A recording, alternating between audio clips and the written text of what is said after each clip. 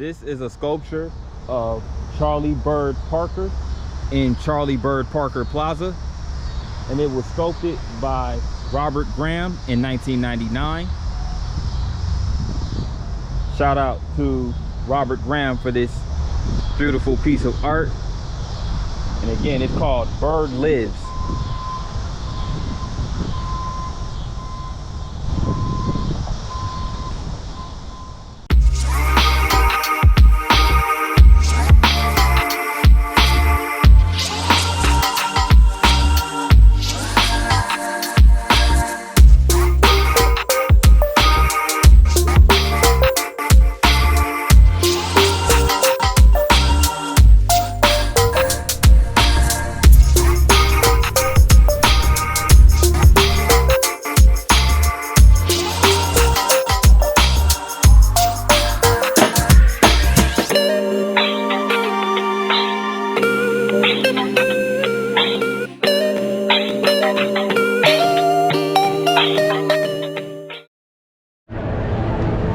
It's your boy P9 back at it again, and I am here in Kansas City, Missouri.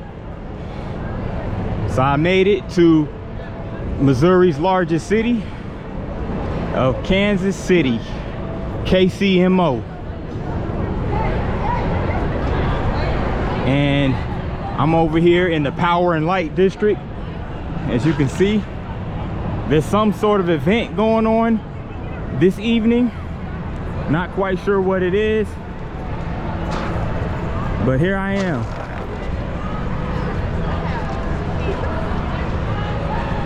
And this event is going on right here at the T-Mobile Center.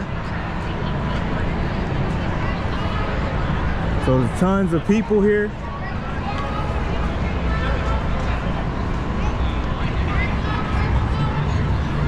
I think it might be a country music concert. It might be Zach Bryan. Cause I see a lot of people here with the cowboy hats and the cowboy boots.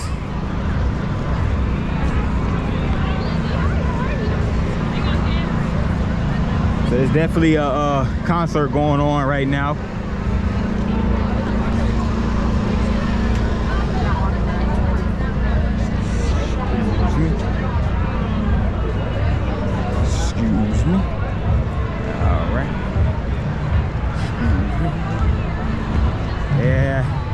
Trying to navigate through the crowd. So the Power and Light District is an entertainment district right here in downtown Kansas City.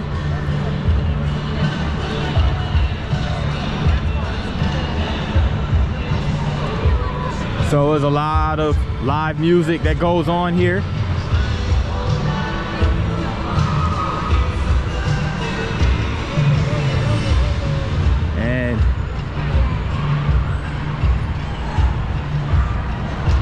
We're here on a Tuesday evening.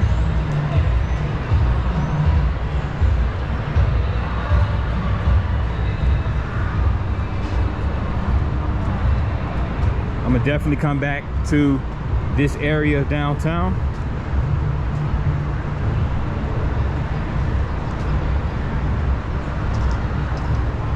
So it's an entertainment and shopping district, the Kansas City Power and Light District.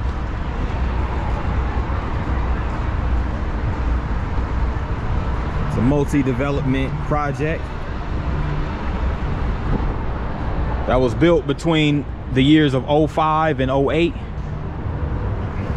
and it officially opened up in 2009.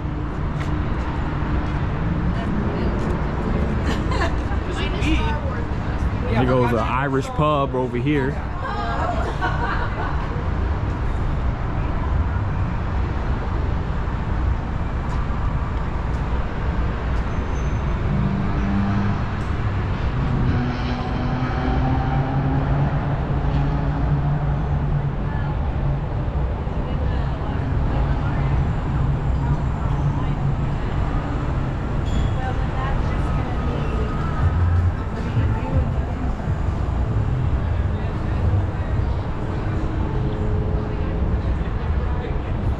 Now, the vast majority of the city of KC lies within Jackson County, but there are smaller portions of the city that spill into Clay, Platte, and Cass counties. And Kansas City is the central city of the KC metropolitan area, which also includes Kansas City, Kansas, which is across the state line.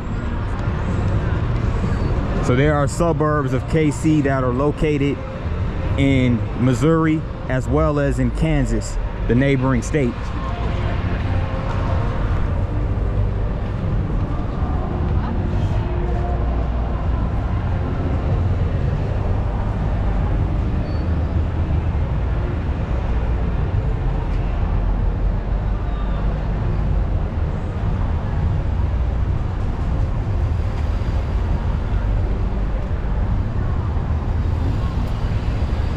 Walking down Walnut Street now.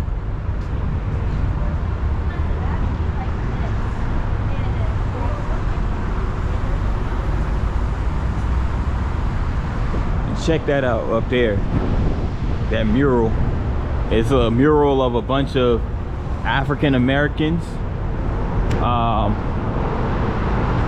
One of them is Goose Tatum, who played basketball. I think this isn't my first time in Kansas City. I've been here on a couple of occasions. I'm trying to remember. I believe the Negro League Baseball Hall of Fame, I believe that's somewhere here in Kansas City.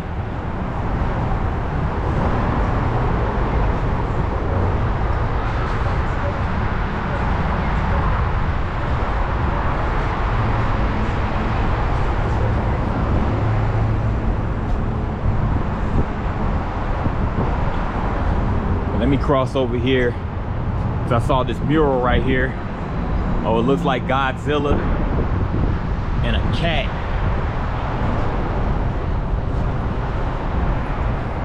It's a mural that just illustrates the Kansas City Power and Light District. The artist is Vania Soto, and there's her social media handle at artista_Vania Soto, and a website at www.vaniasoto.com. So she got all her info up here next to this beautiful mural.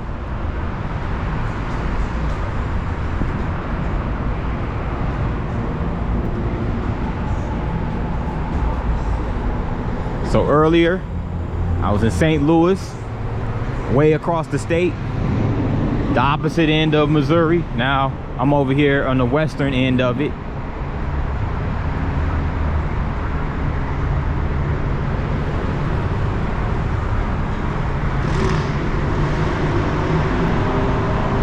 It's a lot going on downtown on this Tuesday evening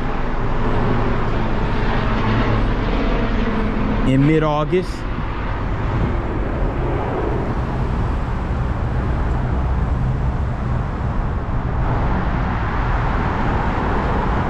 Go ahead and cross over here.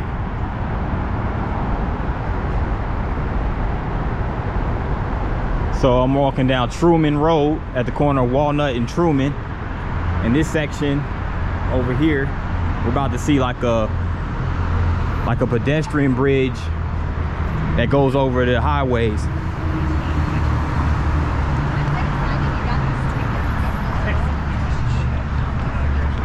I think I have lots of.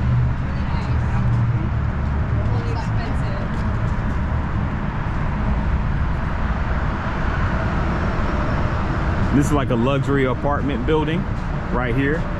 3 light luxury apartments to be exact, inspired by Kansas City jazz legends and dynamic music born from our fine city.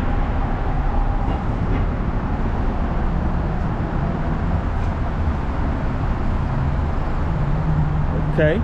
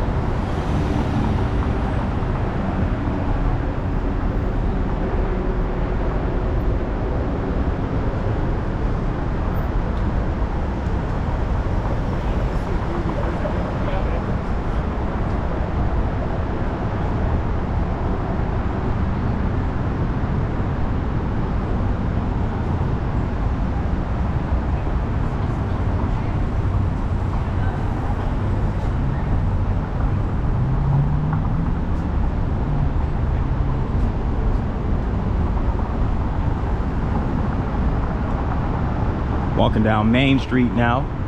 It's the Main Street Theater.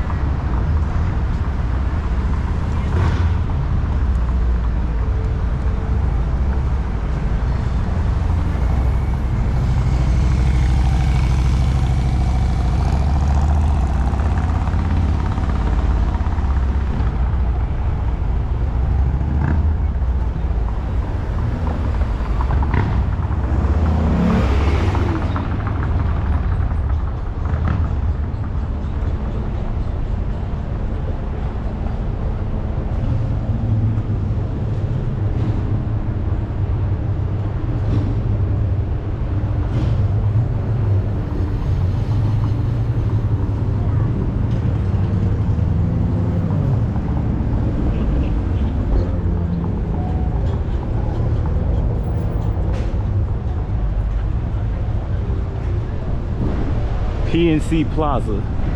Let me go check this out real quick because I see a nice little park over here.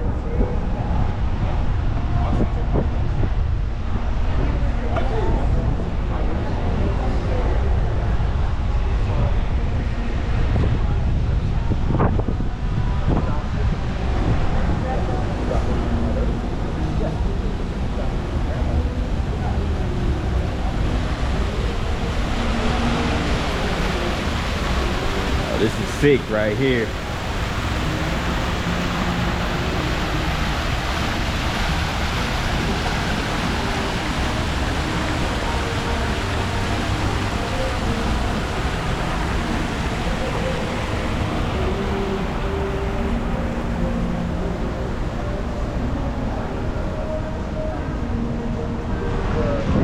Now to give a brief little history of the beginnings of KC. The town of Kansas, Missouri was actually incorporated on June 1st, 1850, and it was reincorporated and renamed the city of Kansas in 1853, and officially renamed and permanently renamed Kansas City in 1889. So as far as the original inhabitants of this land, you had the Hopewell, Mississippians, the Osage, and the Missouri and Kansas tribes, or the Kaw people. So there was an array of Native American tribes that originally inhabited this land.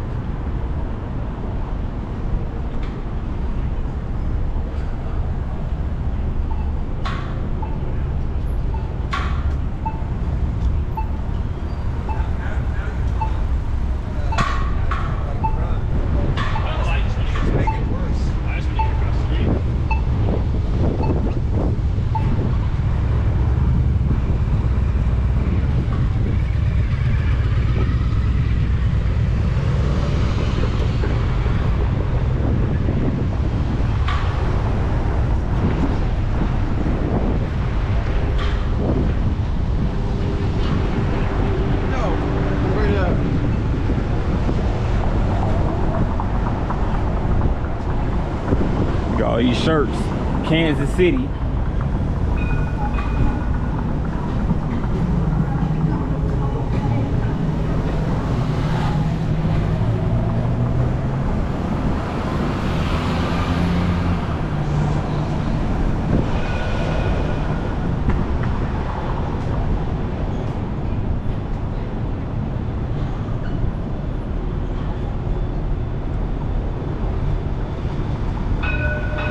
There goes the Kansas City streetcar right there.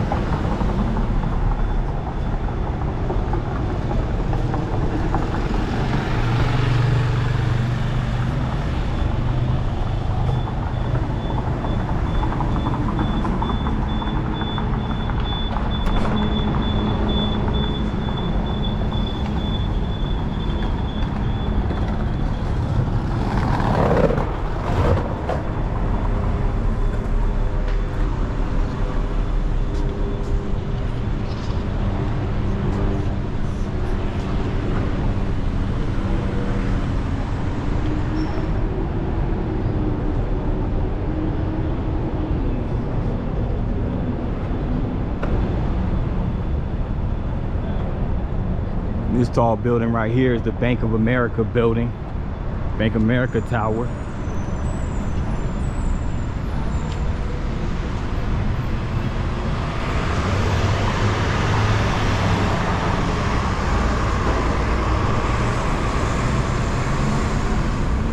Catching a little glare from the sun.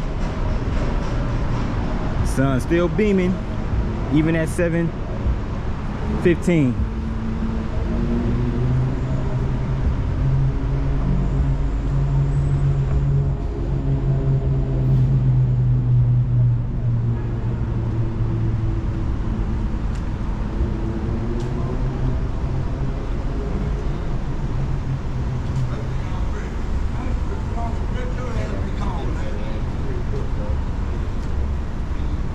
What's going on, man? Yes, sir.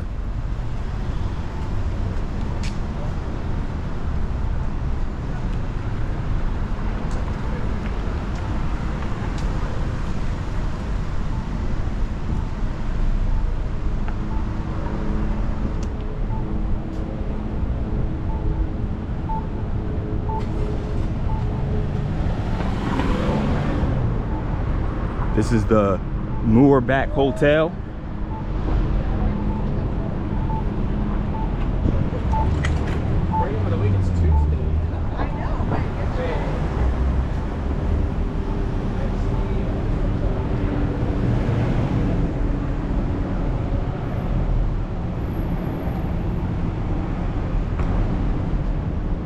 And this is the Phillips Hotel right here in this building.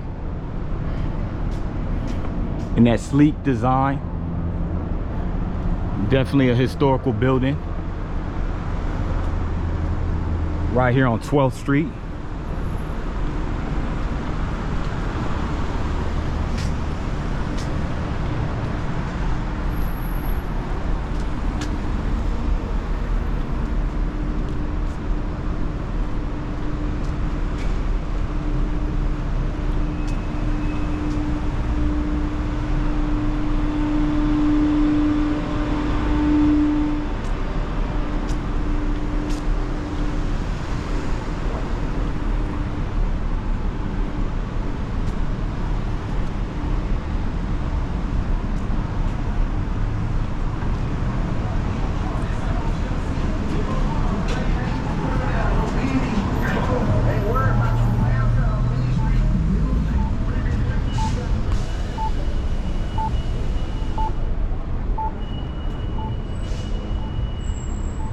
So they're redeveloping this area right here called the Barney Alice Plaza, coming summer of 2026.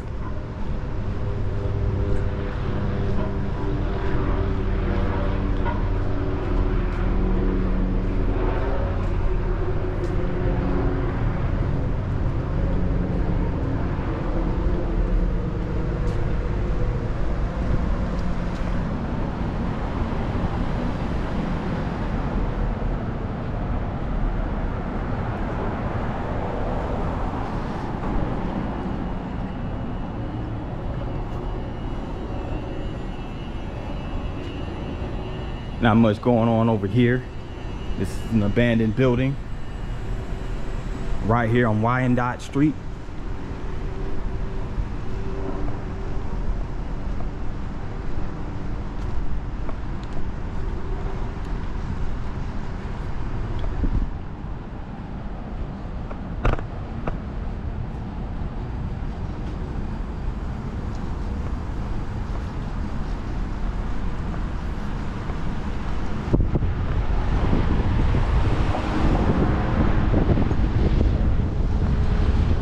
Crown Plaza Hotel right here, the corner of 13th and Wyandotte.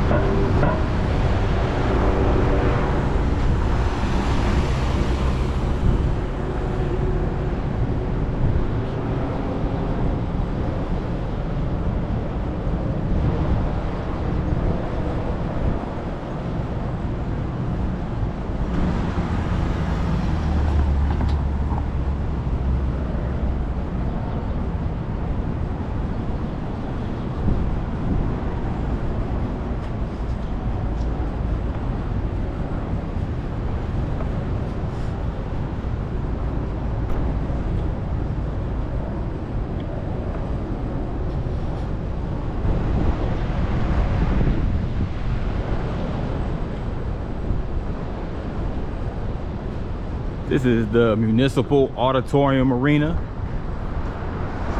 right here.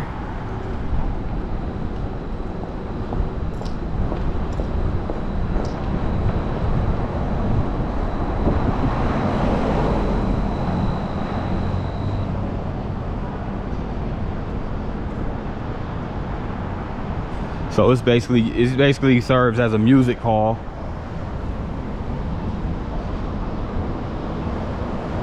So basically in this area you have a convention center, which is right here where we're approaching.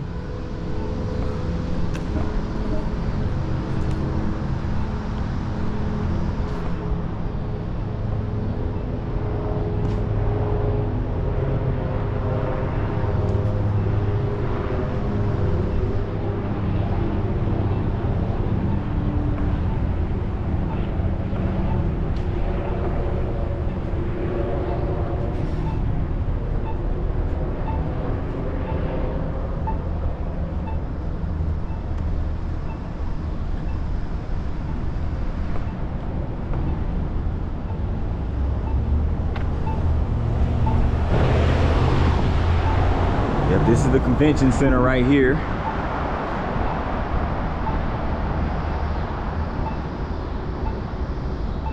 And here's another view of the downtown buildings here in Kansas City.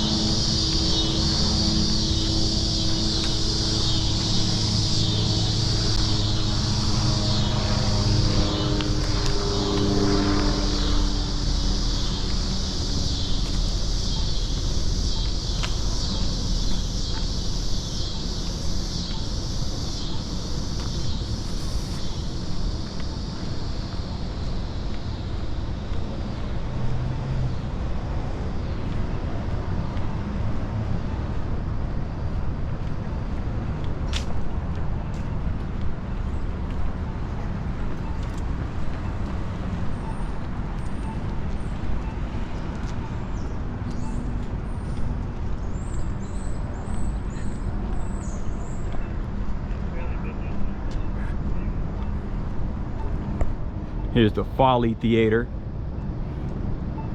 It sits over here by this Marriott Hotel.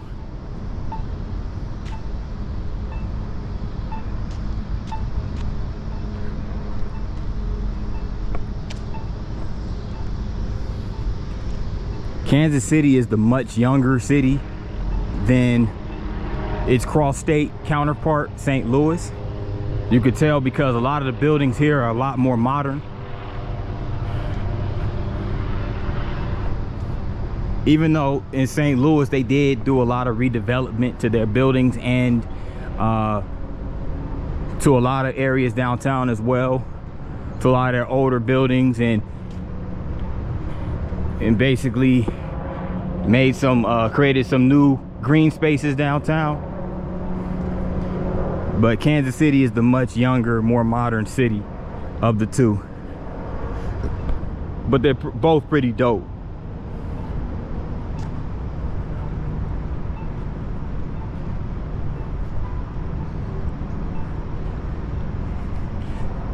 And also my mother and her siblings lived a few years in Kansas City as well.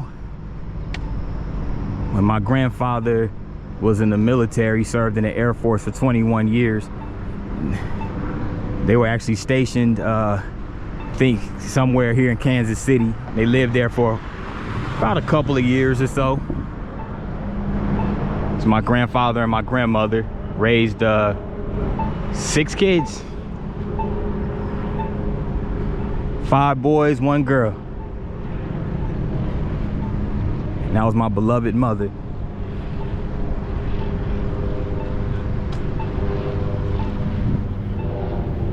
They lived in the Paseo district, if I'm not mistaken. That's in South Kansas City.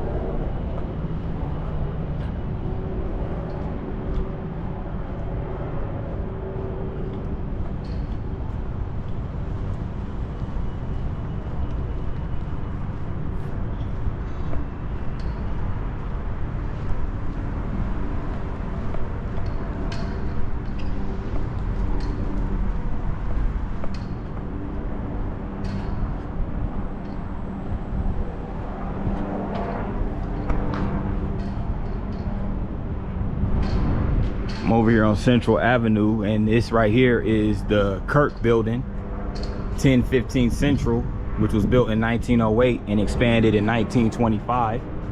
Here it is right here. And it was here in 1920 that Walt Disney was introduced to the basic of motion picture production and animation while working for the Kansas City Slide Company. In 1983, when much of the neighborhood was in decline, Phil Kirk purchased and renovated this venerable structure. This project was his first of many major contributions to downtown revitalization. Under Kirk's leadership, DST Realty completed the historic restoration and new construction of 38 buildings on downtown's west side. With Phil Kirk's support, Crossroads Academy of Kansas City opened on this site in 2012, fulfilling a long-held dream for an academically rigorous school in the heart of a revitalized downtown Kansas City, Missouri. So yeah, Walt Disney had he spent some time here in Kansas City as well. But shout out to Kirk for playing a huge role in the revitalization of downtown.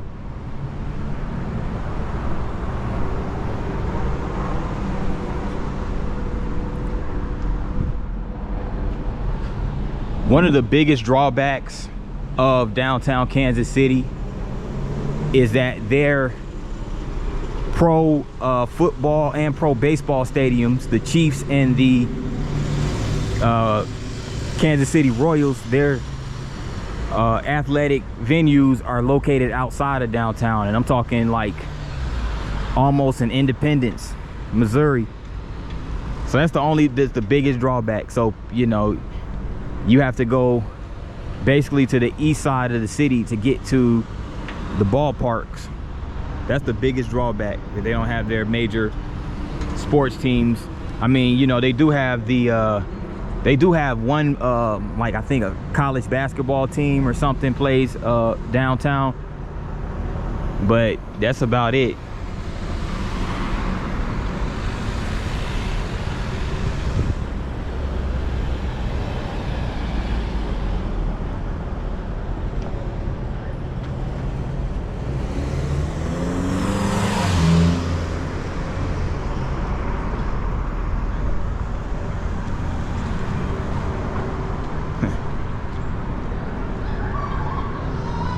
This sculpture right here, is this Albert Einstein sitting there with his legs crossed, looking like he's deep in thought?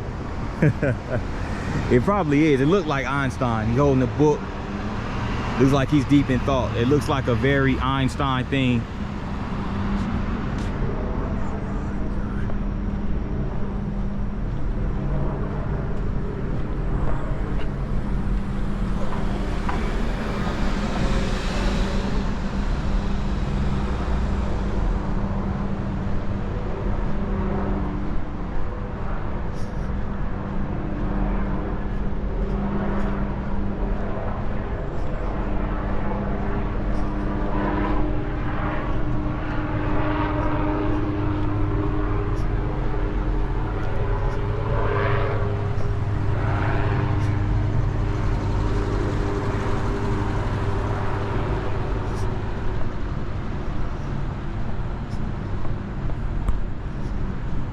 This part of downtown is actually called the Library District.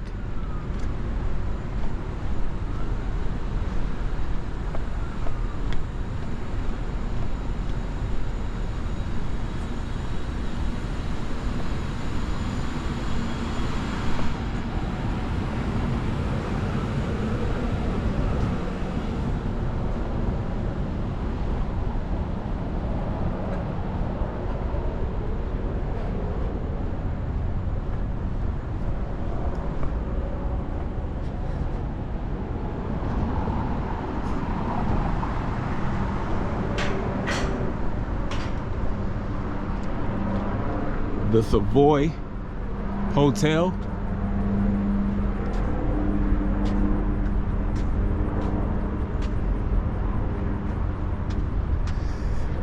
And the Savoy, let me go ahead and read this. The Savoy Hotel and Grill was constructed between 1890 and 1906 during a building boom, which created some of the most architecturally significant buildings in the central business district. And this was the first major hotel en route from the old Union Depot. So the Savoy Hotel has a lot of historical significance.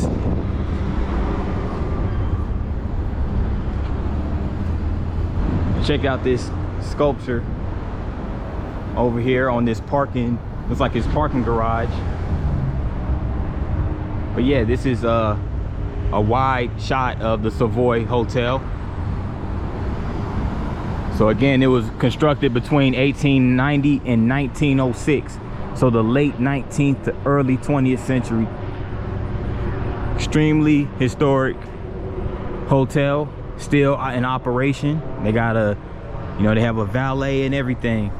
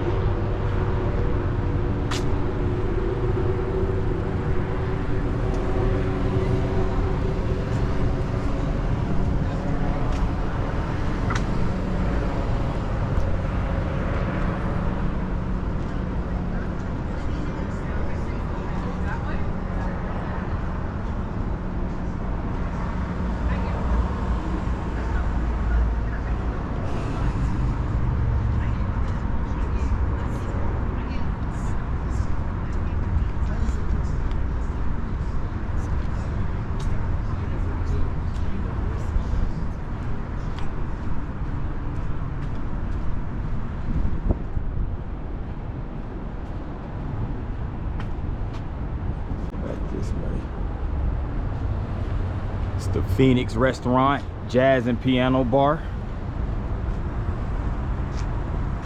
with this little chalk mural, looks like. It's really nice. They have plenty of jazz and piano bars here in KC.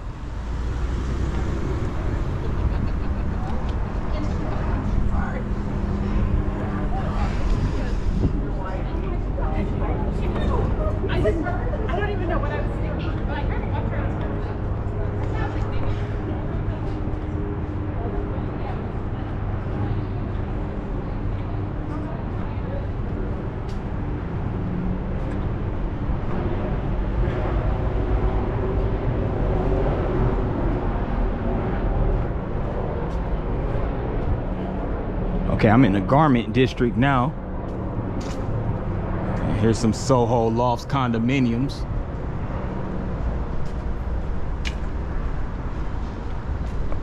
I'm over here by the rich folk. Oh man.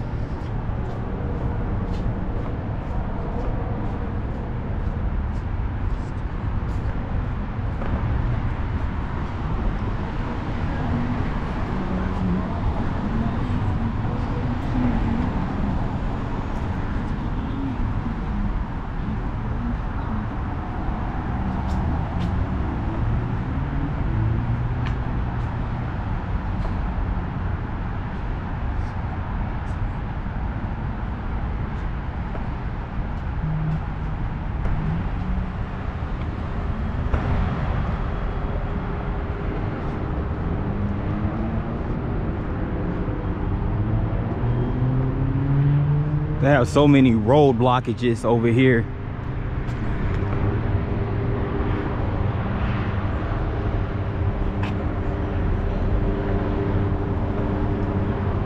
Looks like they're doing like some renovations to the highways.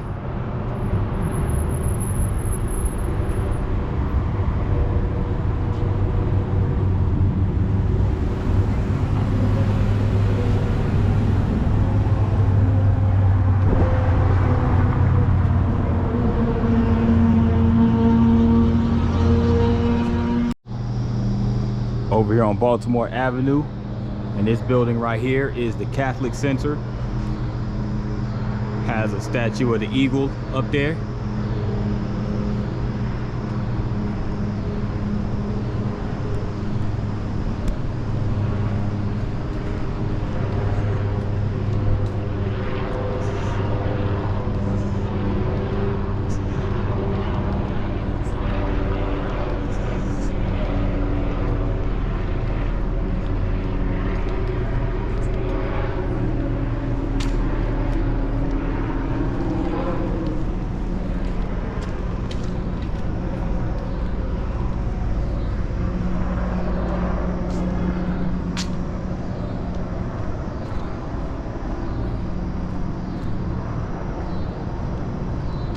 This is the Kansas City Club, or the Hotel Baltimore.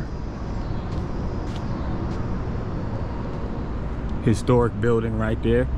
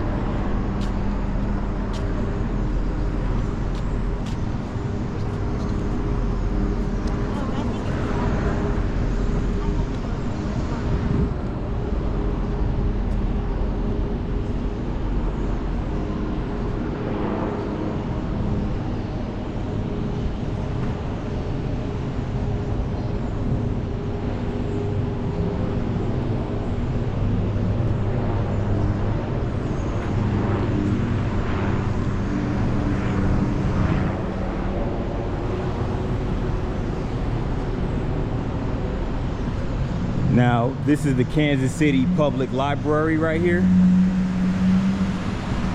But it looked like it was originally the First National Bank. So this building originally hosted a bank, but it's now houses the KC Public Library, as we are now in the library district.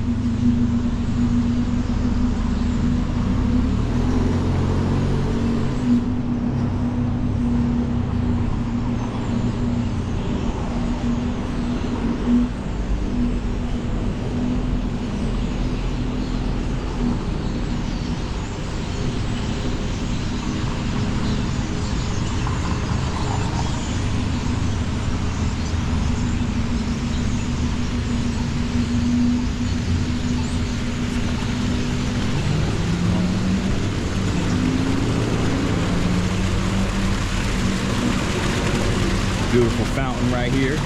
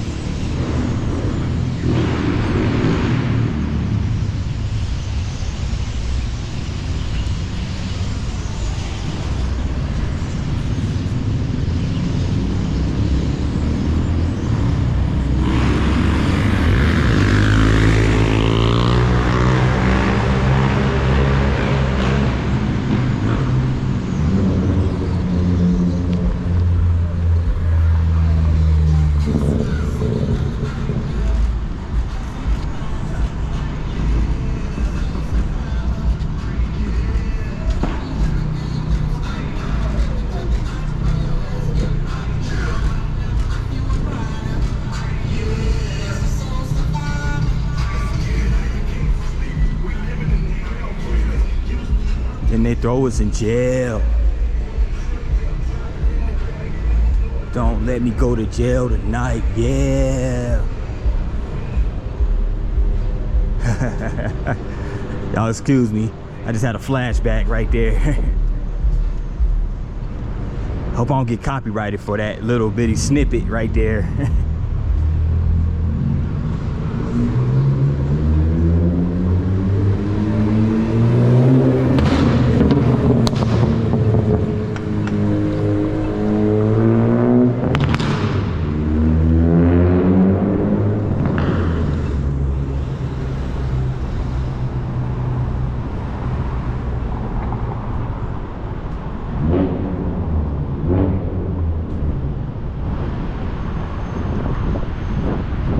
Bank Midwest building. So I'm practically back to square one, back here at the Kansas City Power and Light District. But there's one more thing I want to get before I call it a day.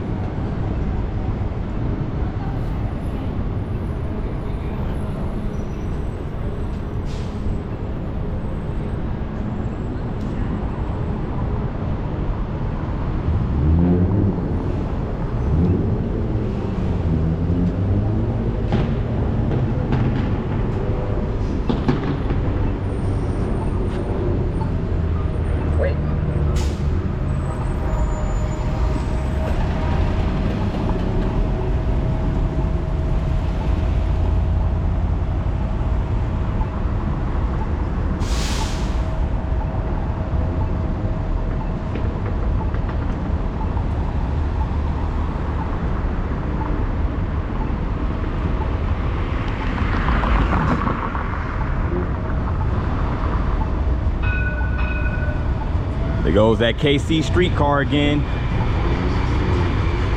I wonder if it's free like the Cincinnati streetcar was. Y'all remember my Cincinnati video where I was riding the Cincinnati Bell streetcar? I wonder if they're free over here at KC.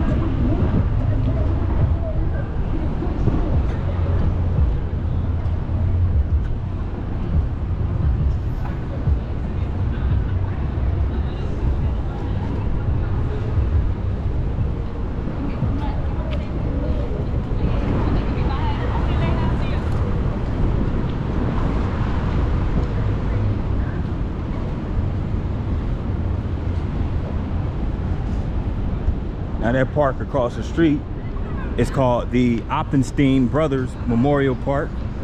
So it's a little city square park where you can just sit around and lounge and walk your dog. They have a dog walking area over there.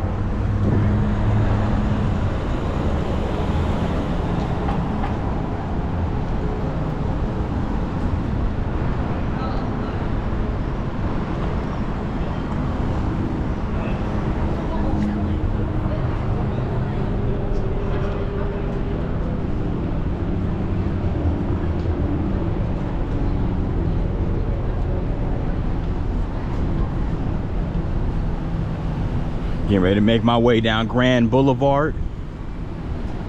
And this building right here is the Grand Hotel.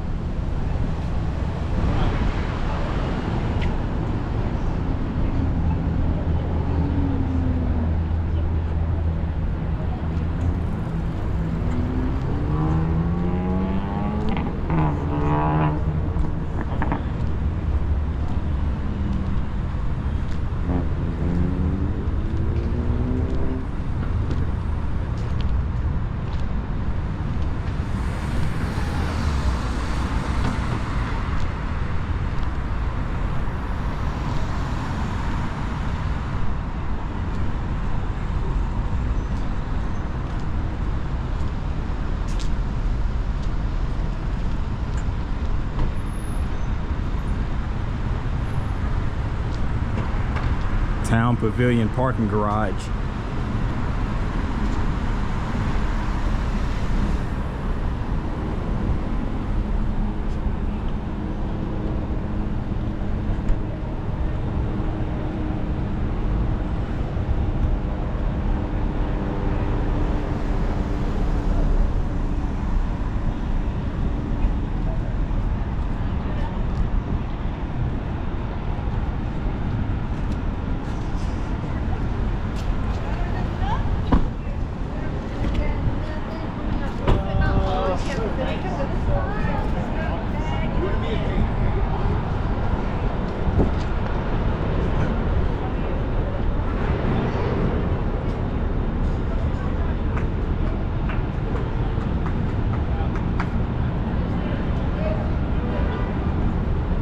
Now next to the T-Mobile Center, which is hosting the Luke Bryan concert tonight, there's also a college basketball Hall of Fame.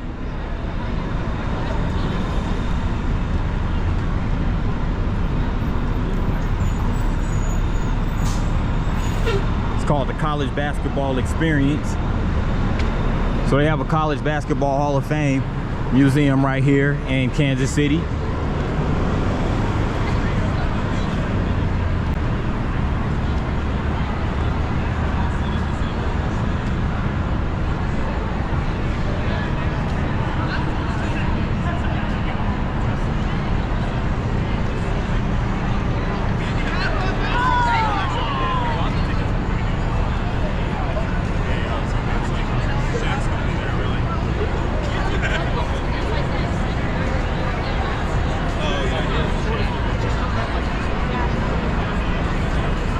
So aside from being where the Luke Bryan concert is being held tonight,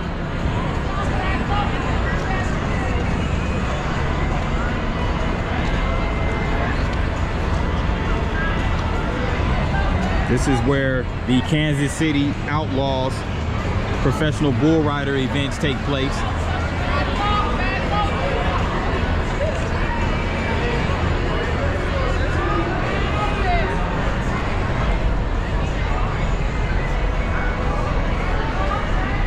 Check out your boy right here, Irvin Magic Johnson and Larry Bird. These were the founding class members. That's them in their older age, and that's them right here in their younger years when they were in college and had that intense rivalry. Magic, Michigan State, Larry Bird, Indiana State.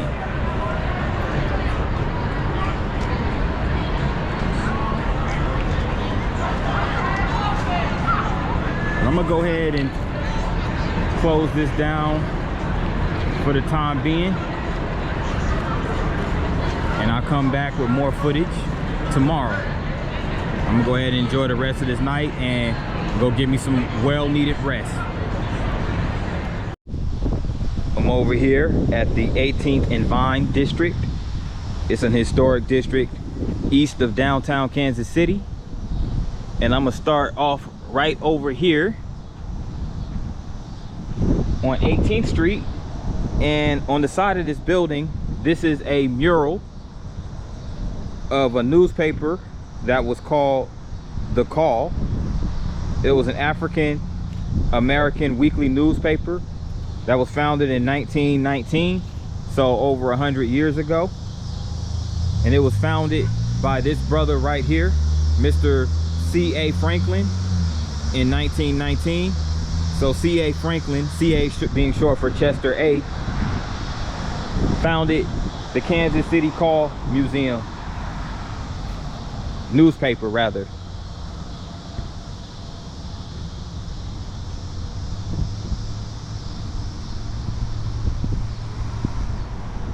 So this is the building right here where the publications for the Call take place. As you can see,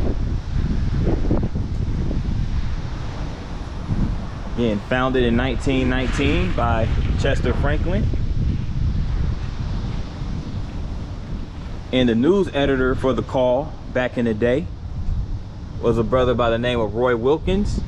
Between 1923 and 1931 of the Kansas City Call, Roy Wilkins was the editor, and this plaque just is dedicated in his honor, in honor to his contributions of journalism and equality while he served as journalist and later leader of the NAACP.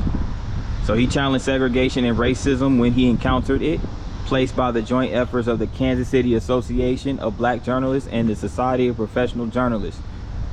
And it was on July 5th, 1984 when this plaque was dedicated. So the 18th and Vine district, it's just a lot of history, especially as it pertains to blues music right here. Blues and jazz music right here in KC.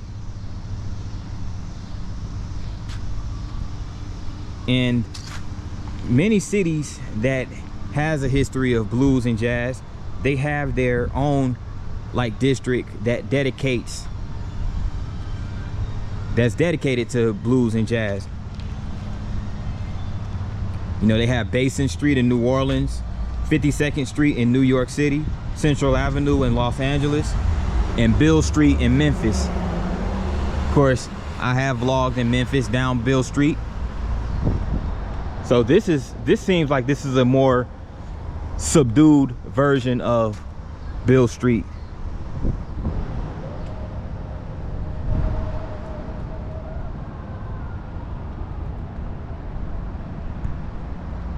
So it looks like they have jazz bars over on this street.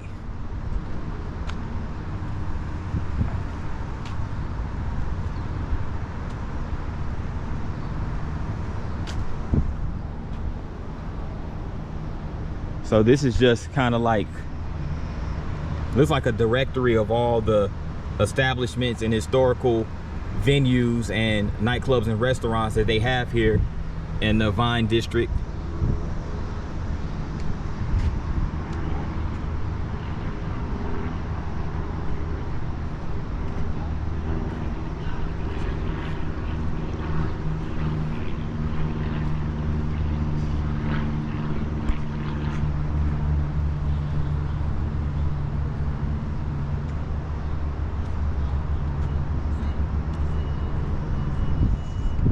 And right here, it looks like the theater called the Gym. So they have a couple of events coming up. On Saturday, September 14th, they have the Legacy concert. Okay, they have a couple of throwback artists. You know, they have Shy, Sunshine Anderson. I haven't heard from her in a long time.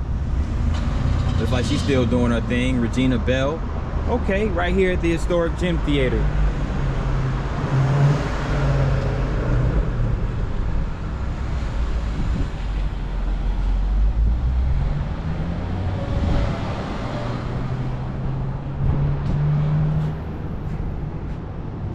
And it's just a few inductees. You have Patty Austin, who was inducted in 2024 to the Jazz Walk of Fame here on 18th and Vine.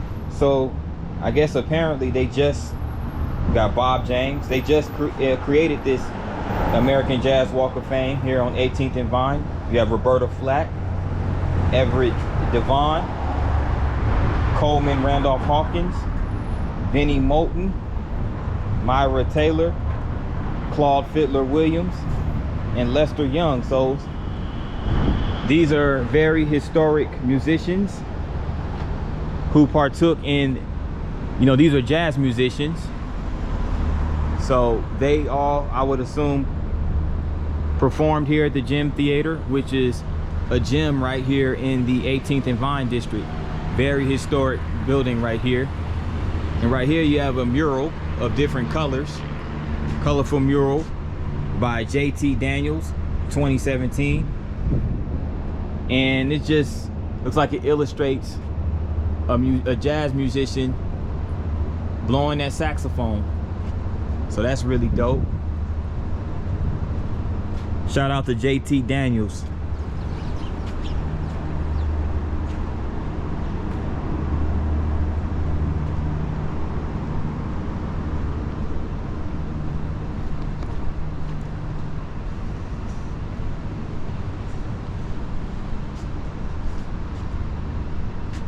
They have an arts festival here as well on September 27th through the 29th. Paseo Boulevard between 18th and Truman Road. And there goes the flyer for it. Has a sister right here with the afro.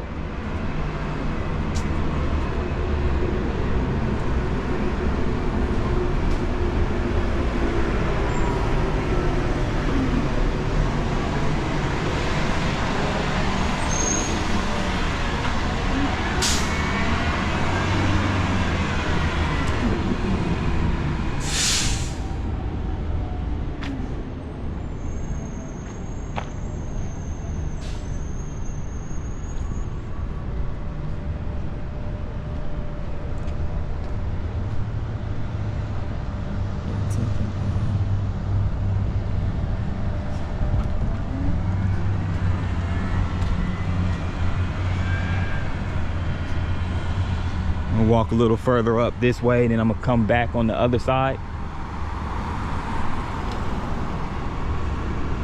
because there's more.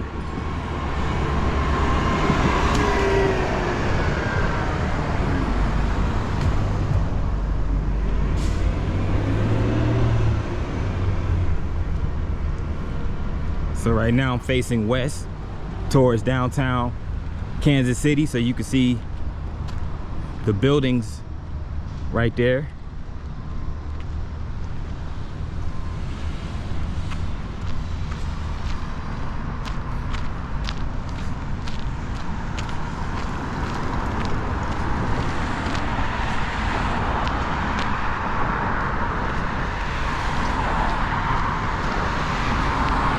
So this main drag going down this way is the Paseo.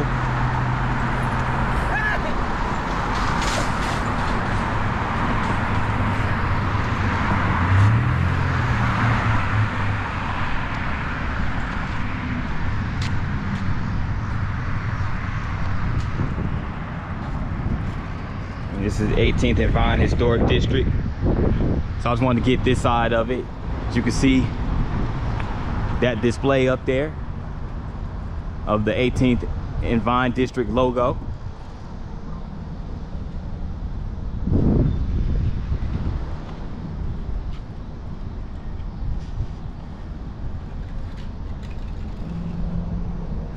I would have thought there would have been more venues opened up. I mean, this is Wednesday. Maybe they'll open up later on.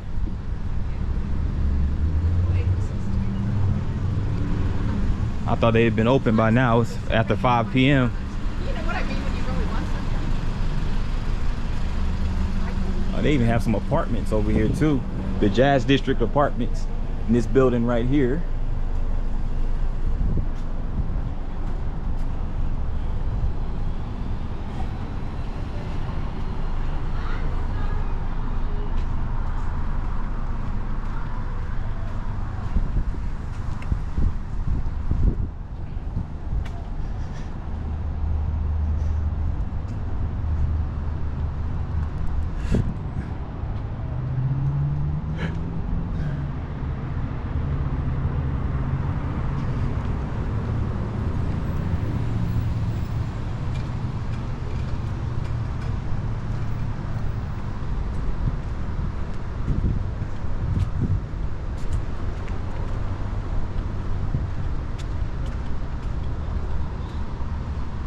And check this out right here. It's a nice little mural right here that commemorates all of the blues and jazz history. Black people right here in the 18th and Vine District. You have the elders dancing together, and you have the kids rejoicing and having fun. And this piece of art was by Paige Cross-White in 2016. So shout out to Paige Cross-White. This is a very symbolic piece of art right here.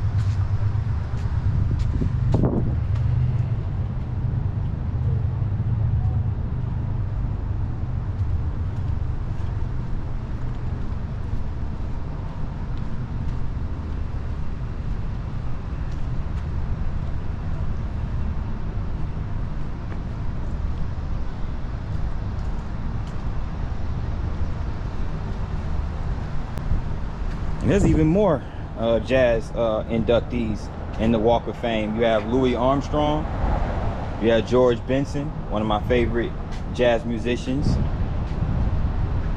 Of course, Louis Armstrong is one of my favorites as well.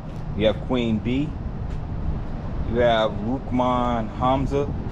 Some of these individuals, they were way ahead of my time, so I don't really, I've heard of Louis Armstrong, but a lot of these musicians I've never heard of, like Melba Liston.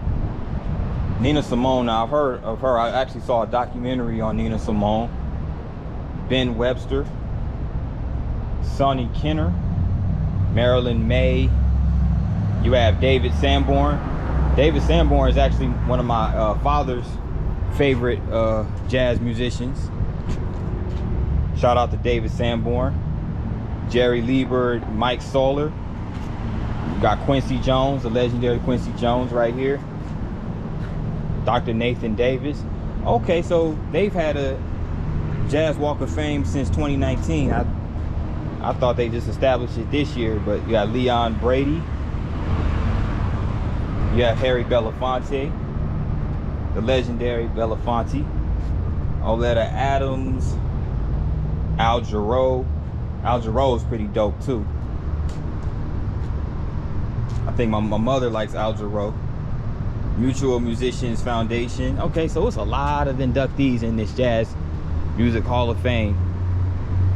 The McFadden brothers, Burt Bacharach, Dionne Warwick, Oliver Todd, Thelonious Monk, Ida Macbeth, oh, the legendary Ramsey Lewis, Ben Kennard, Ella Fitzgerald. And speaking of Ramsey Lewis, I love that song. I think it was a collaboration with Earth, Wind and Fire. It's called Sun Goddess. Yeah, I know a little bit of my old school music now. But right here is the American Jazz Museum and the Negro Leagues Baseball Museum. So it's a joint building that has two historical museums in it. Now it is closed. They're only open to 5 p.m. So I got here a little too late, but from the outside you can see that they have some nice displays up here. Next time I come out to Kansas City, I want to actually do a vlog individually at this museum. That'll be really dope. But it's the American Jazz Museum and the Negro Leagues Baseball Hall of Fame. Of course, the Negro Leagues had a baseball team based out of Kansas City called the Kansas City Monarchs. I want to say Satch Paige, one of the greatest pitchers of all time in my opinion, was one of the star players on that team.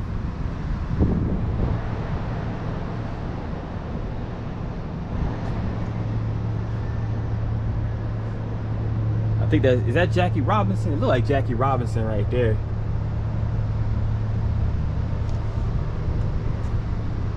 But they have a gallery of the history of the Kansas City Monarchs.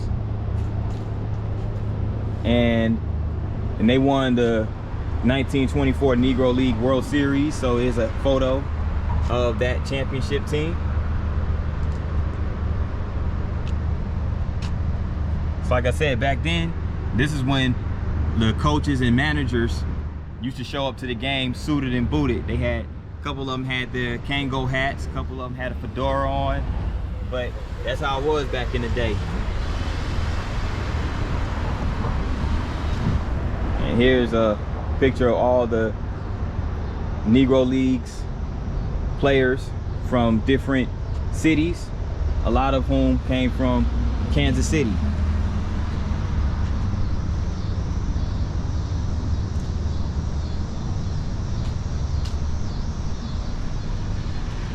But that does it for the 18th and Vine district. Just wanted to come to this area and give you a glimpse of history in this particular part of KC. So stay tuned for more.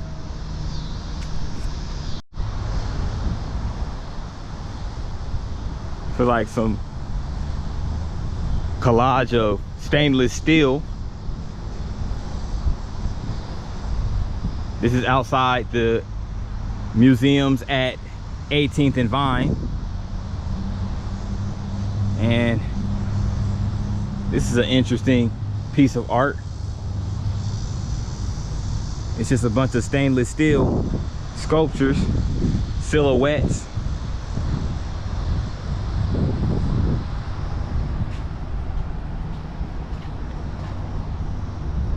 Looks like they have like a sound stage right there. In the Black Archives over there.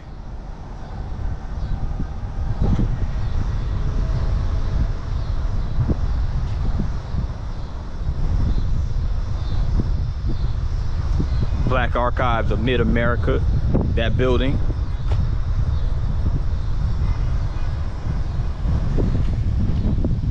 And right in the 18th and Vine district, they also have this Urban Youth Academy. Just something to keep the urban youth occupied and out the streets. From my understanding, the streets of KC can get kind of wild, so it's good that they have this Urban Youth Academy over here. And I'm gonna get a little bit closer to it in just a minute.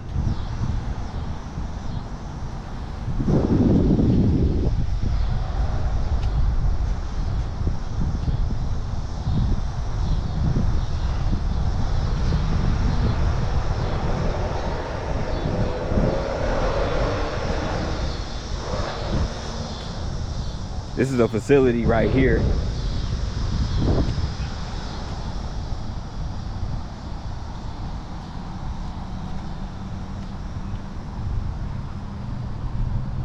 Just wanted to get this mural over here.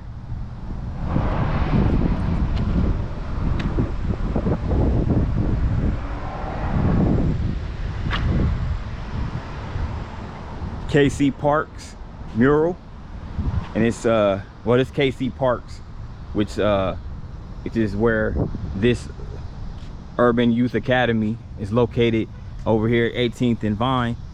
But I like this mural. It just represents a lot of the Negro League baseball players. Back then they played in the Kansas City Municipal Stadium, and they have that crown on top of the baseball in Kansas City, and with the orange filling and blue borders, cursive letters. And I guess it symbolizes right here when the KC Royals won the World Series title.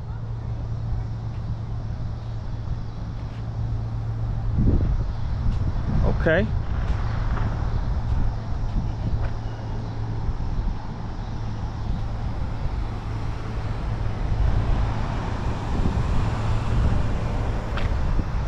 But now I'm really done this time with the 18th and Vine district as far as footage is concerned. But I love it. I love the district. It's really cool. A lot of history. So yeah, there you go. There you have it.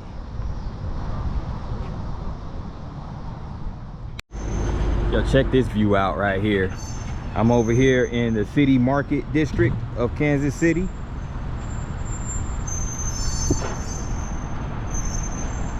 And River Market is a riverfront neighborhood.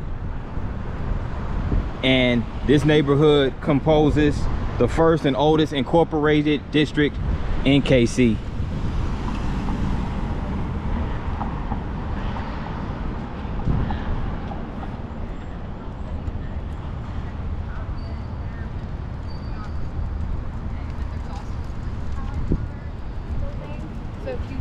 So the riverfront district, or the River Market district, sits along the Missouri River. It's a riverfront neighborhood.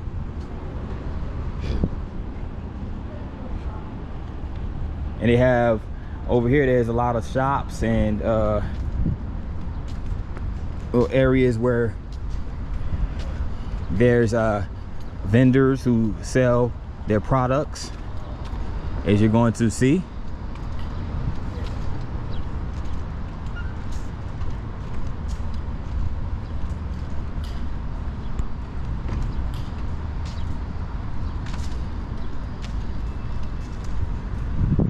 As a matter of fact, let's go ahead and go up in here, see what they're talking about in here.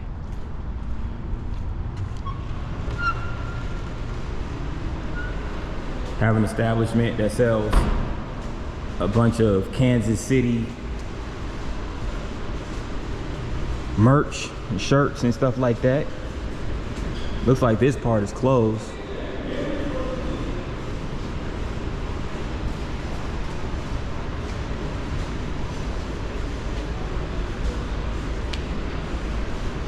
They have like a little gaming store.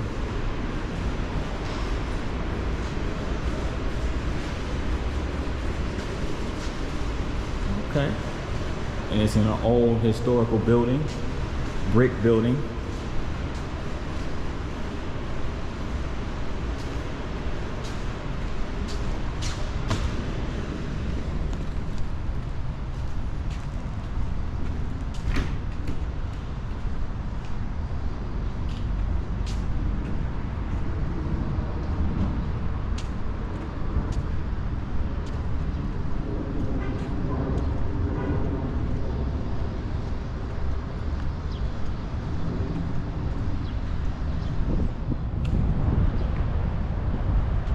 And inside this building is the steamboat in Arabia.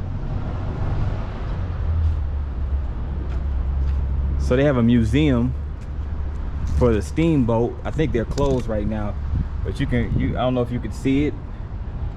Let me try to get a little bit closer. But yeah, that's the steamboat right there.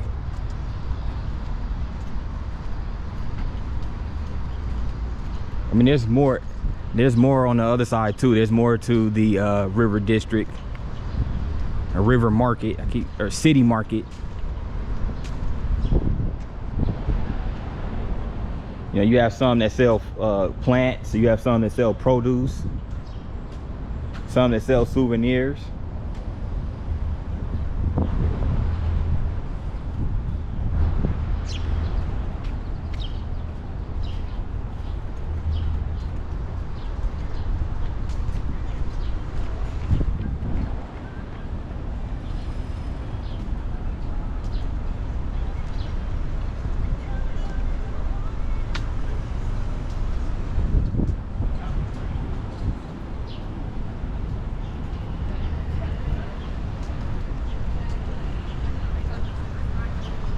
And City Market was established in 1857. Okay. So again, this is the oldest district / neighborhood in the city of KC.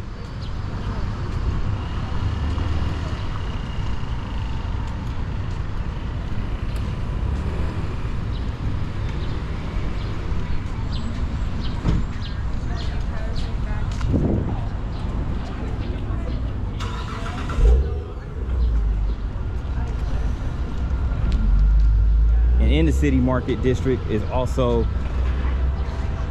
a few bars and restaurants. They have a bistro right here. I want to go to that concert. I like a vegetarian, so I like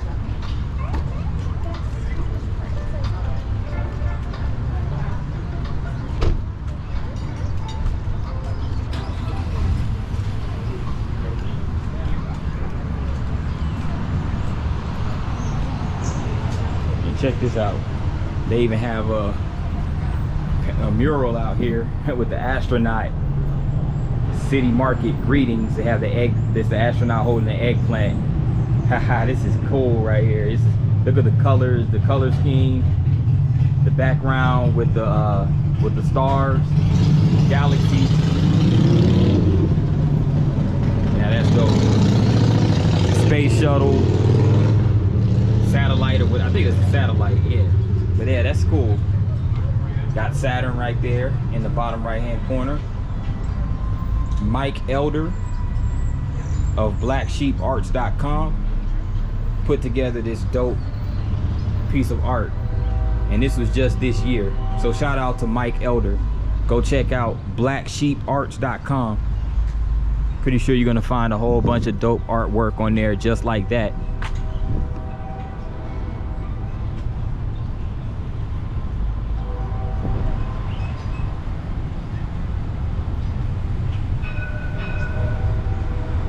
Goes that KC streetcar, so it runs through the River Market district as well.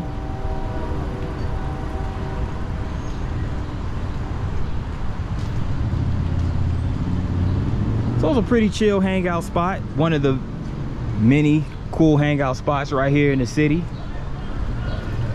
A ton of restaurant, stores, not much open right now, but Go down this way.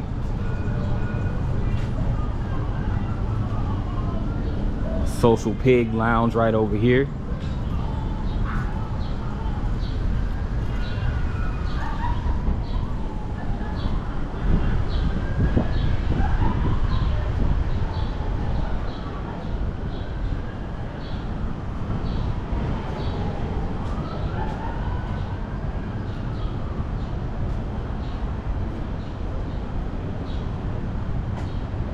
It's a bunch of places that are closed. There's a few of them that's open.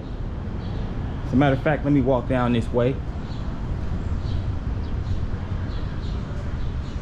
You have a bunch of produce markets and stuff like that.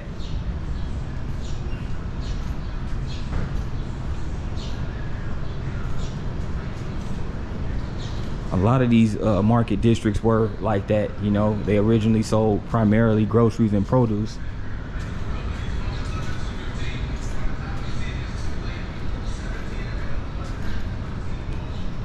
But over the years, they've been redeveloped and repurposed to serve as like major entertainment areas. So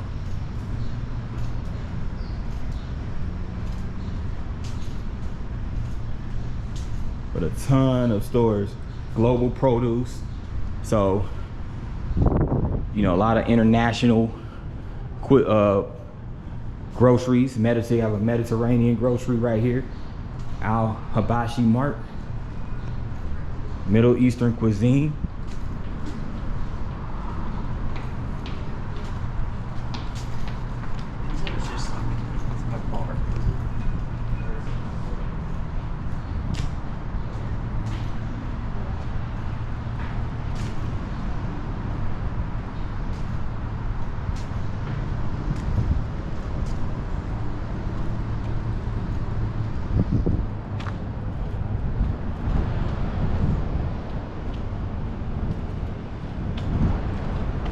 But yeah, this is the city market or the river market, whichever one you want to call it. This is the neighborhood and district in a nutshell.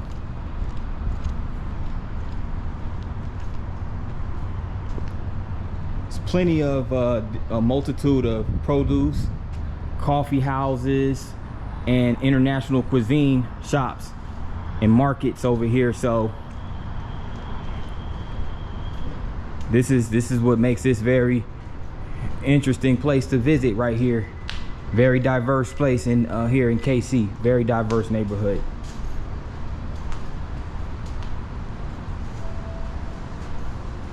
So there you have it. River Market. I'm over here at the Country Club Plaza. I'm in the Country Club Plaza district of KC.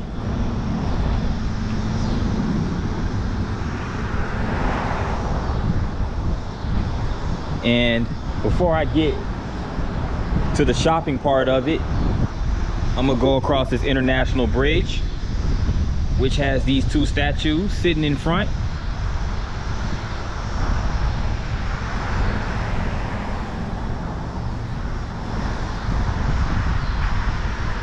They're Chinese statues.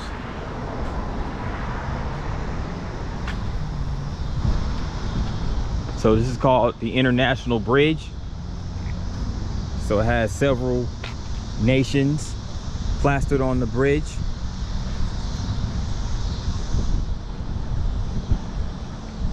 As you can see right here, the river flows right through here. So this is located near Ward Parkway. As you can see, they have those little gondolas that go across the river. As you can see, there's people jogging right there alongside the river. So Country Club Plaza is more than just shopping. You can come over here and chill as well. And they have hotel accommodations as well. The Lorcano. And a lot of these hotels are in older historical buildings. They also have the Raphael Hotel, which sits off over to the right.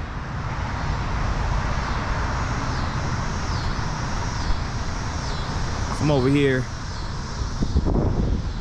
at Country Club Plaza. So let me go ahead and turn back around. As you can see all these flags, these international flags. They go Spain's flag. And there's a ton of other flags as well. They go France's flag right here.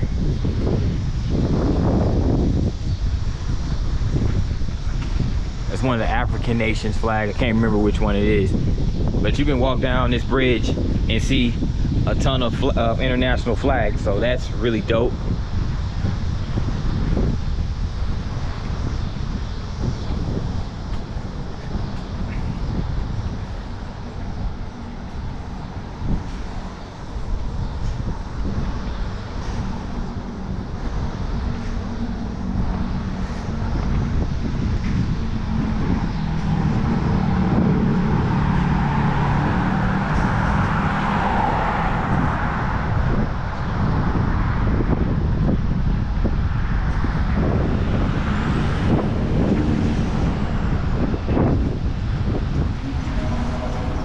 Now I'm getting ready to walk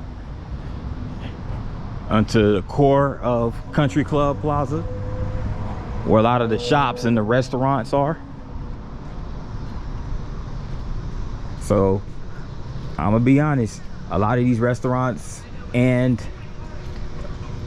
you know, retail stores are for those who have a very expensive taste.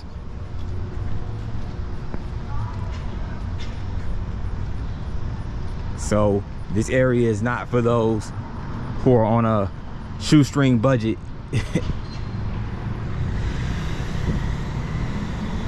But I just wanted to come over here and check out. They have an Apple store right here, by the way. You know you're in a rich area if they have an Apple store and a bunch of other high-end retailers.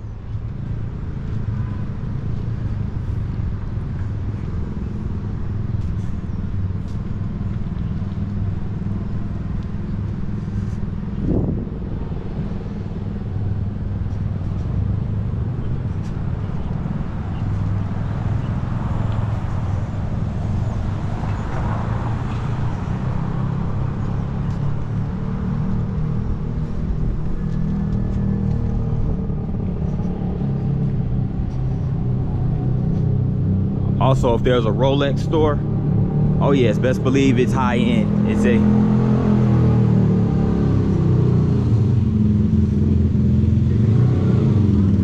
but it's definitely a nice place to jog and to walk around, so, or to ride your motorized vehicle.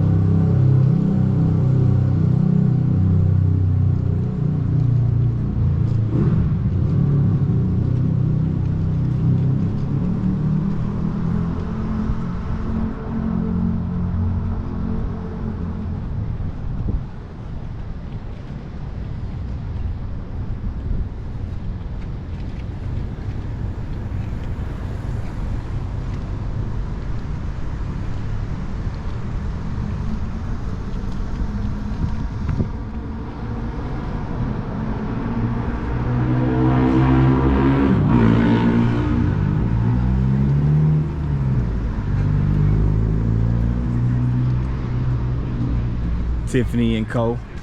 So you can tell all the socialites shop over here. The fashionistas. Nah, I'm just joking, man. Like, shout out to everybody out there.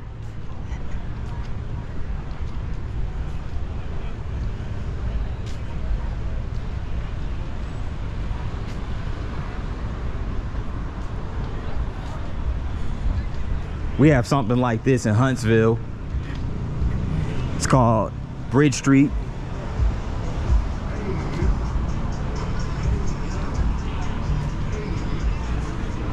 At this point in time, I feel like every major city has a high-end shopping retail district. Well, cool thing about, they have a Seasons 52 right over here. Check out all the regional college teams, KU, K-State, and Missouri Tigers. So this store right here sells a bunch of college gear. But they do have a lot of nice sculptures here at Country Club Plaza as well. Can't knock them on that for sure. This sculpture is called A Morning Prayer for the children at Mercy Hospital. Say yours and toss a coin. So you just say a prayer, toss a coin in there, and there you go. Nice sculpture right there. Nice by the fountain.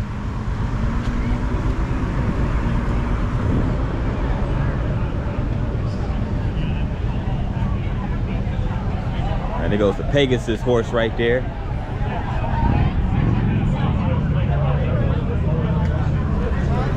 If you're into Greek mythology, Pegasus is the horse with the wings.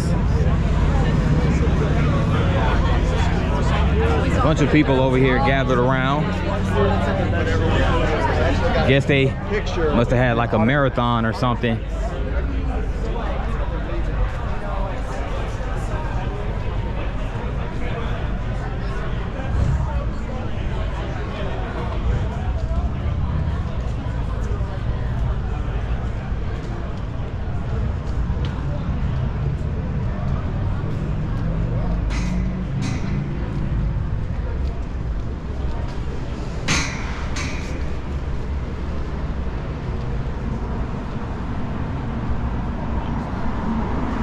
Psycho Bunny.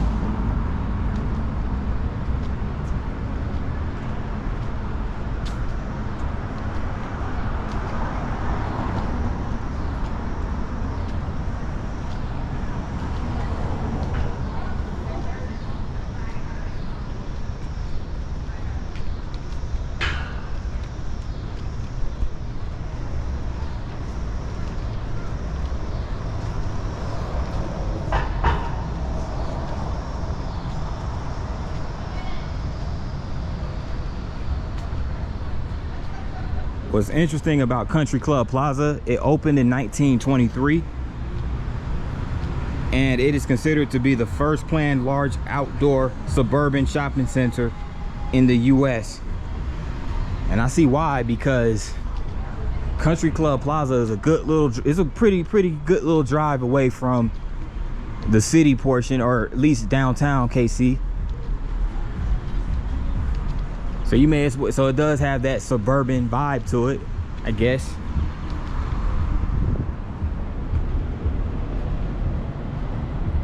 They have a Nike store over there across the street. Again, you know you're in a high-end area when you see that swoosh.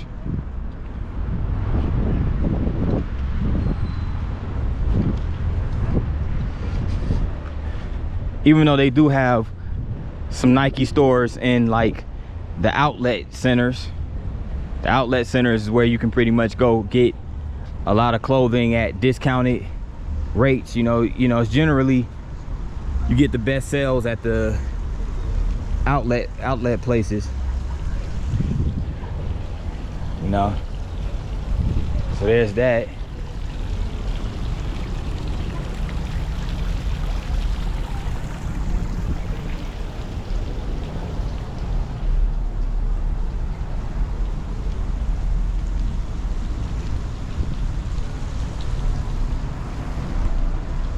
This is the Country Club Plaza. So for those who visit KC and the shopaholics out there, you know, if you visit KC, you know, come check out Country Club Plaza and expect to pay a pretty penny. Yeah,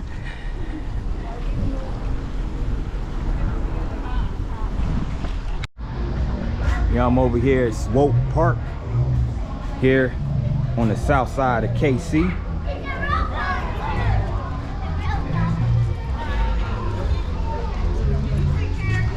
Looks like they're having something going on over here. Playing music. A bunch of people gathered out. A bunch of our people gathered out here in the front.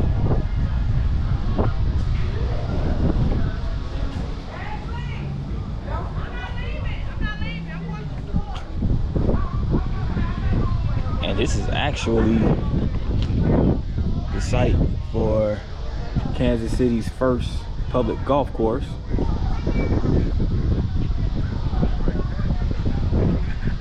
Okay, cool.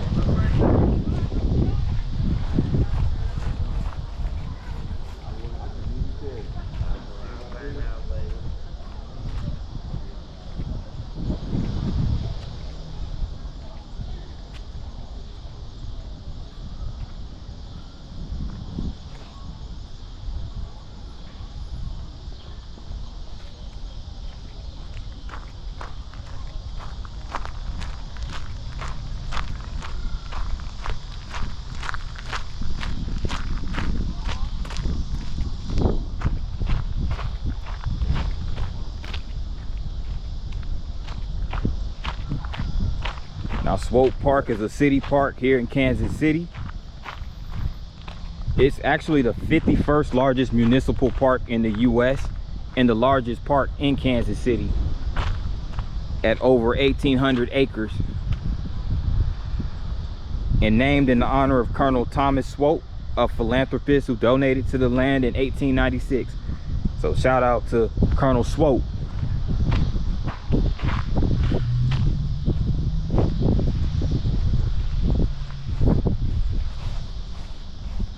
So plenty of park space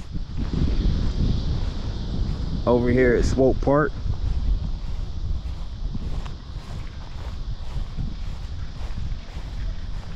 And much of the park itself is a bunch of woodlands, but they do have a golf course, an outdoor theater called the Starlight, and also a major sports complex called the Swope Soccer Village, which was actually completed in 2014.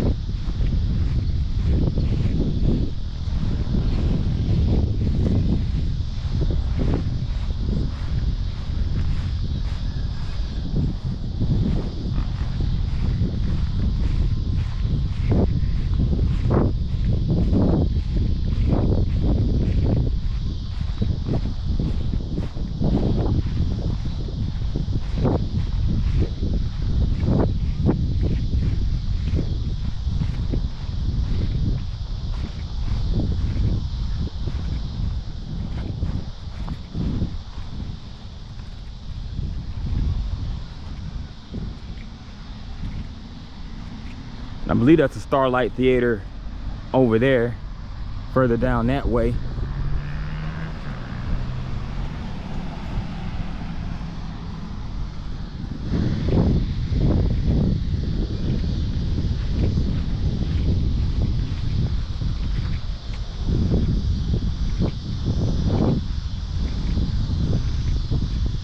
So again, plenty of park space out here at Swope.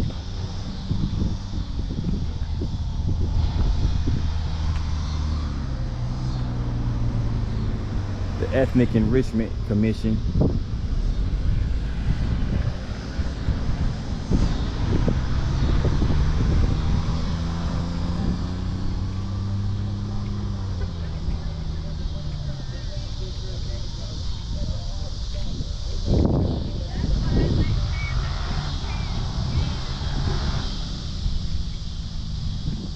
They have trails over here as well, so several walking and jogging trails. And in this area over here, you could do frisbee tosses.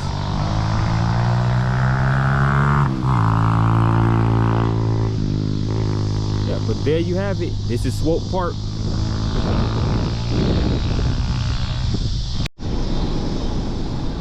It's a Starlight Theater right here.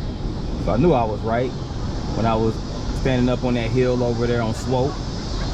So this is a Starlight. Looks like they're having an event on this evening.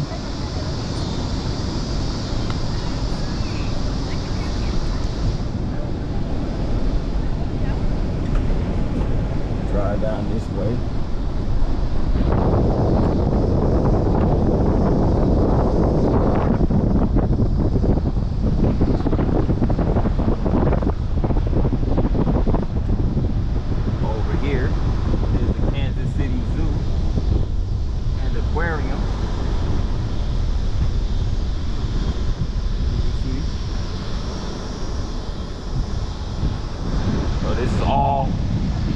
Part of the Swope Park grounds. I finally made it, guys. I'm outside of Arrowhead Stadium, which is now Geha Field. Don't know how long it's been called Geha Field, but I've always known it to be Arrowhead Stadium. This is the home of the reigning Super Bowl champs, Kansas City Chiefs, as much as it hurts me to say that. It is what it is. Now, Arrowhead Stadium, look at this nice sculpture right outside of Arrowhead, right in front at the Tower Gate.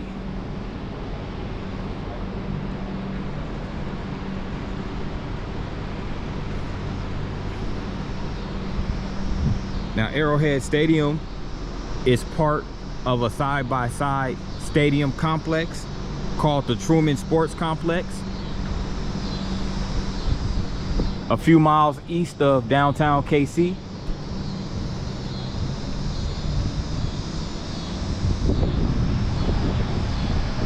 Now, Kansas City, now the Truman Sports Complex came about in, I believe it was the 70s.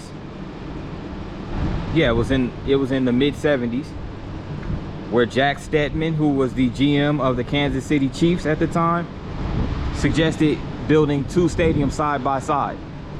So the other stadium, which we will get to in a minute, is Kauffman Stadium, which is home of the Kansas City Royals Major League Baseball team. But this is the Kansas City Chiefs NFL Stadium right here, Arrowhead Stadium.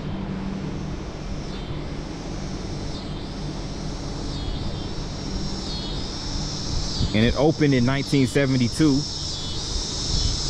A lot of history has been made in this field, including the recent Super Bowl.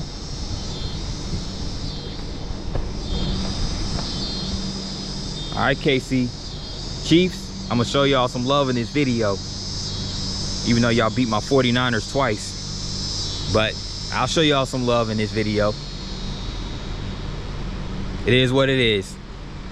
Give credit where credit's due, right?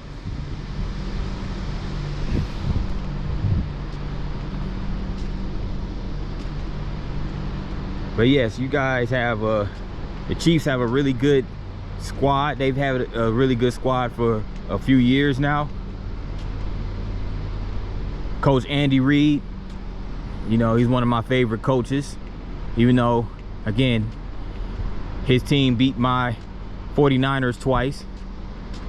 I really had love for Andy Reid ever since his days coaching Philly. I really wish he would have won one there, because that's when Donovan McNabb was the quarterback and I was actually riding with the Eagles then, McNabb and T.O. But enough about that. I'm here to show some love to the Kansas City Chiefs. So but this is another sculpture by Jun Kaneko. It's called Horizon 2013, and it was hand built and glazed ceramics on stainless steel table. Okay, nice sculpture. And it has, of course, the Kansas City Chiefs team colors. So the Kansas City Chiefs, again, they do have a history, a strong history of winning, a winning tradition here. They keep it up. They might be the next title town. They'll probably be the title town of the Midwest. They keep winning Super Bowl chips. Patrick Mahomes might be the next Tom Brady. Who knows? You can't hate on Patrick Mahomes' greatness and Travis Kelce. Even though, you know, I feel like part of that Super Bowl MVP trophy should have went to Taylor Swift. I'm just saying. Nah, I'm just joking. Shout out to the Chiefs. And, you know, the CEO is Clark Hunt, but his family owns the stadium, the Hunt family. So, you know, Clark Hunt is the CEO of the Kansas City Chiefs, and he's the heir to the Lamar Hunt, you know, fortune and everything like that.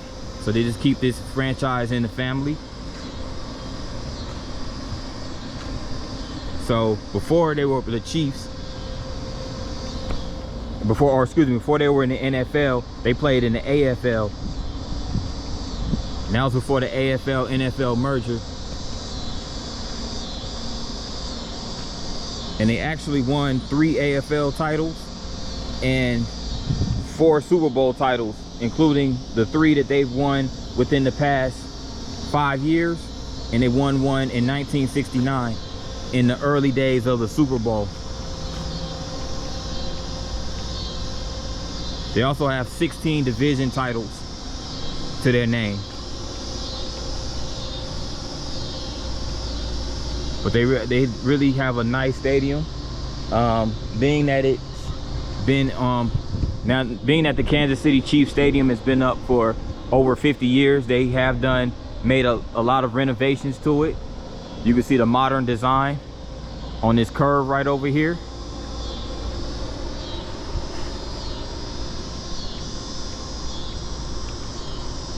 And there he goes, the face of the franchise right here. Boy, Pat Mahomes, Chiefs Kingdom.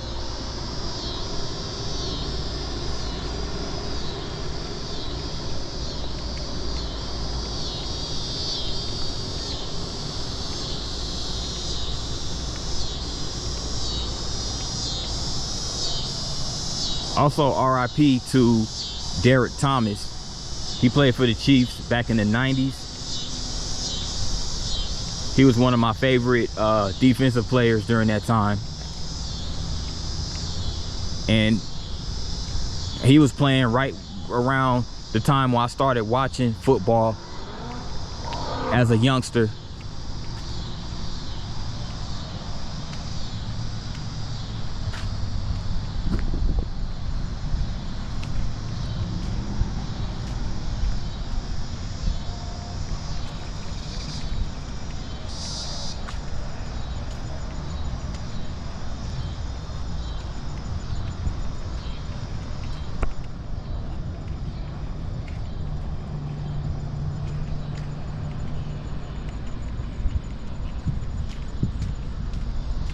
And this is the high V gate portion of the stadium.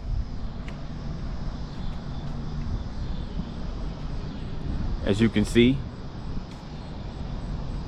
right over here.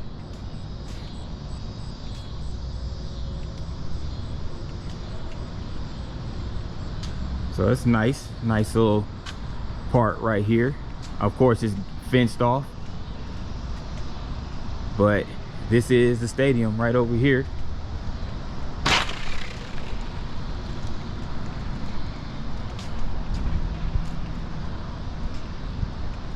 And there goes Lynn Dawson. Lynn Dawson is one of the old school quarterbacks for the Chiefs. He was actually part of that Super Bowl team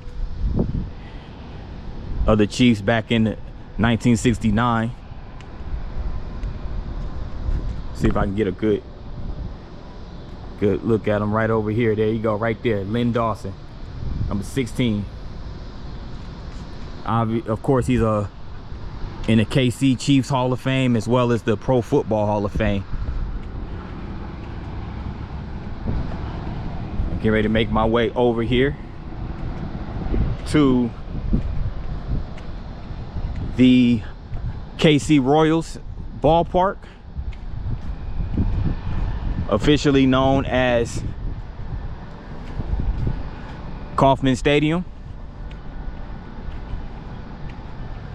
Stadium lights on over there. Check it out. Just wanted to get one more look at this stadium right here.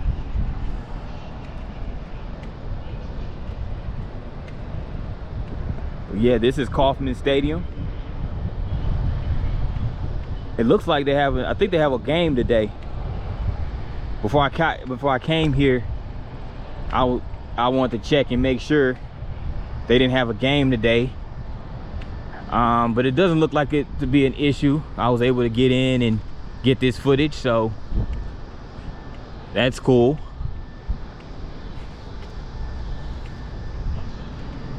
But before I get over there, I see a statue. Want to get real quick in front of the Chiefs Stadium.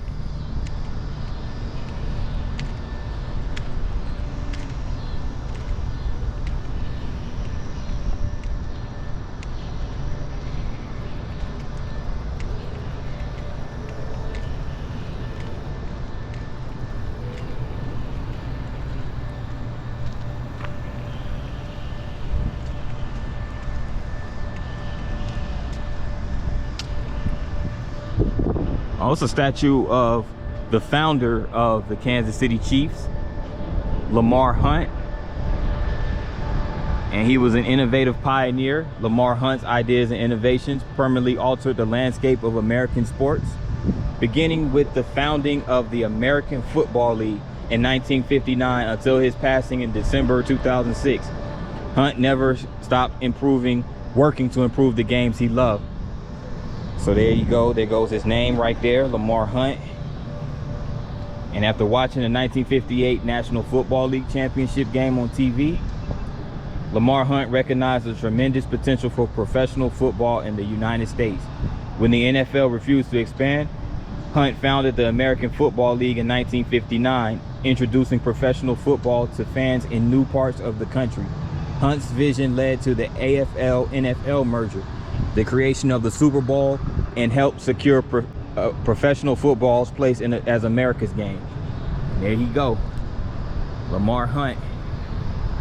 And of course, like I said, his family owns the franchise, so they definitely keeping the franchise in the family's name. So talk about inheritances and generational wealth.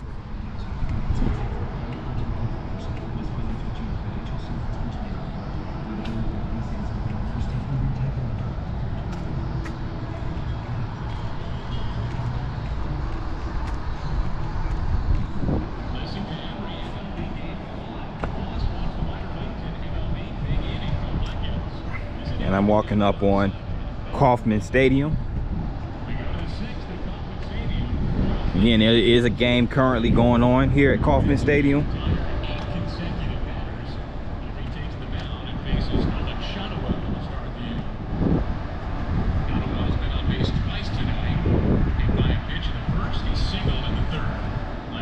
Now, Kauffman Stadium opened a year after Arrowhead Stadium opened. And Kansas City has long been a baseball city.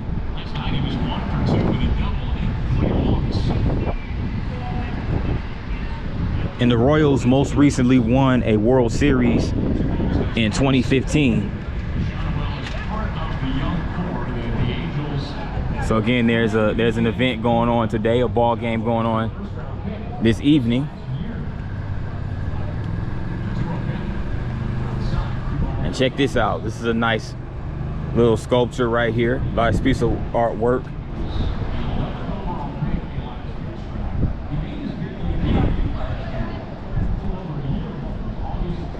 And they have the team store, of course, right over here.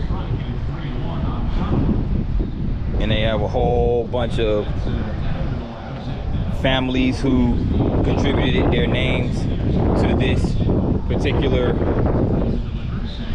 area right here. Dick Hauser, number 10, managed the Royals to 3 postseason appearances, led the 1985 Royals to Kansas City's first World Series champion. Okay, shout out to Dick Hauser. Also special shout out to George Brett. I think he was the MVP of that World Series. See again, there goes the 2015 World Series champions, KC Royals. And the greatest moment in their history is when the Royals defeated Toronto 4-3 in ALCS Game 6 to claim a second consecutive AL pennant for Kansas City. Yeah, I remember when me and my girl visited Kansas City back in 2014. I came to visit a high school friend of mine and his then girlfriend, now wife. We all came to this stadium. This was 2014, by the way. The same year they won the pennant. And we came to the KC Royals game and had a really good time. So that's just a little personal story from P9 as it pertains to the KC Royals Stadium.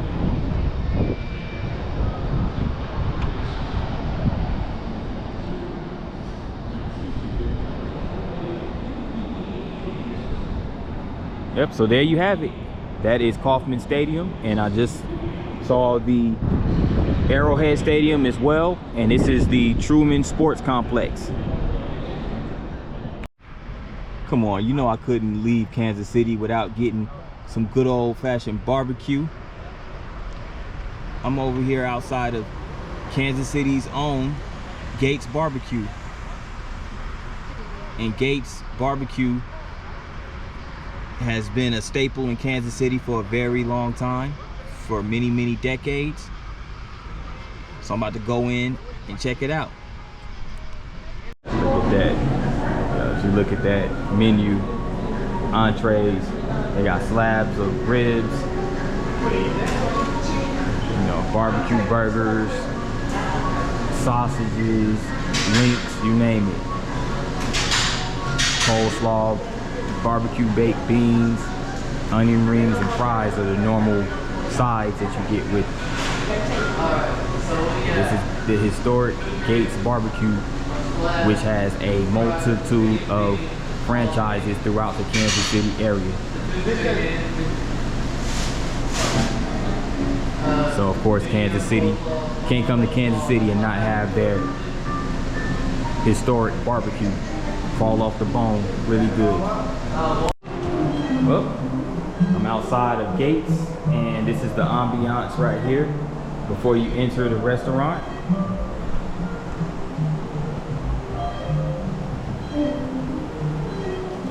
That being said, I'd like to thank you guys. I got me my Gates barbecue to go, a barbecue burger with fries and a sweet tea. So that in mind, thank you guys for watching, and wish me safe travels home. And yeah, that completes this vlog. If you like what you see, please hit that like button, and also make sure you share this video with your family and friends. And if you're new to the channel, hit that subscribe button. And again, thanks you so much for riding with me, or in this case, walking with me through Kansas City. So until next time, peace and have a great day.